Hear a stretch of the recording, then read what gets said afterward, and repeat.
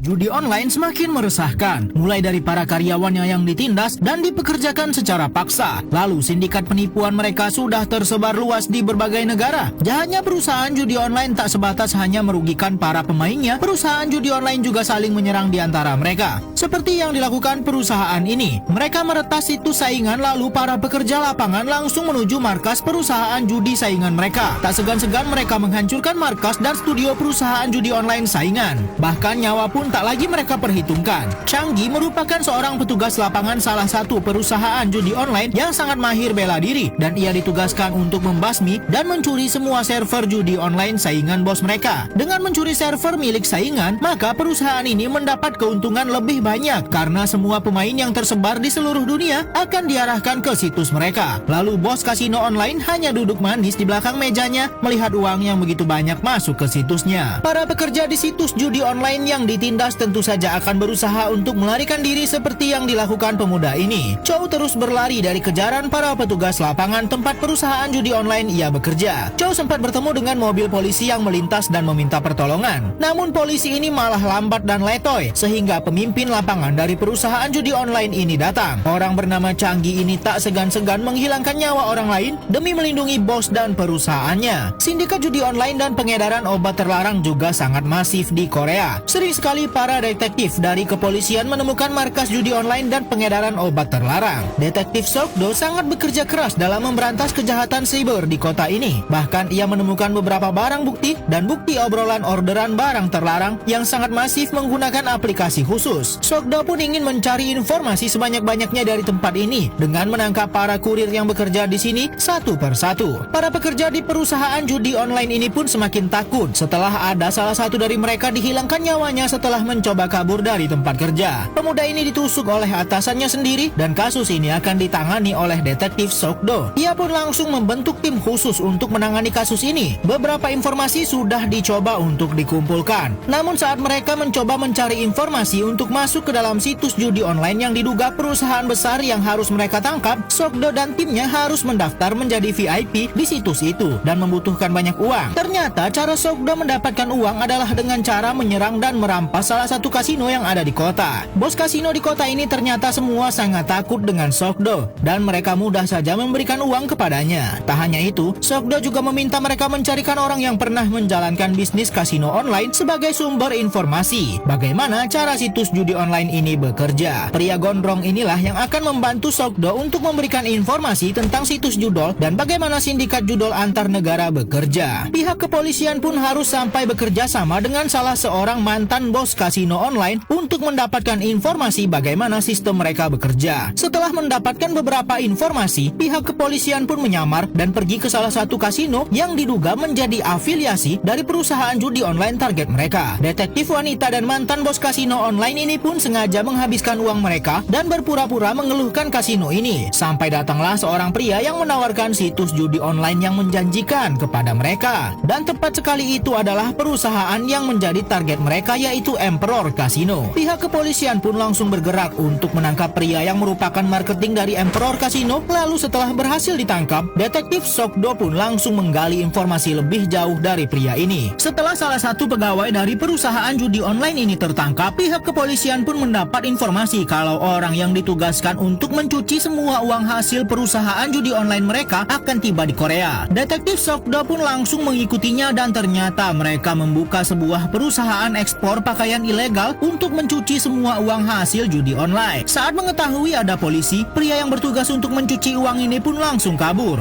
dan sangat ketakutan. Tapi sayang ia berhasil masuk perangkap dan Sok-do sudah menunggu di mobil. Sementara itu bos besar perusahaan judi online sama sekali tak tersentuh. Namun saat diinterogasi, ia sama sekali tak berbicara apapun. Informasi tertangkapnya salah satu anggota mereka pun sampai ke bos besar dan pekerja lapangan perusahaan judi online ini. Lalu keesokan harinya seketika kantor polisi mendadak didatangi banyak ojek online yang mengatakan ingin mengantar makanan. Padahal tidak ada yang memesan. Para polisi pun tak fokus sehingga Chang Gi bisa masuk ke kantor. Namun ternyata pria pencuci uang tadi malah diserang oleh Chang Gi agar tidak berkata apapun soal perusahaan judi online yang memperkerjakannya.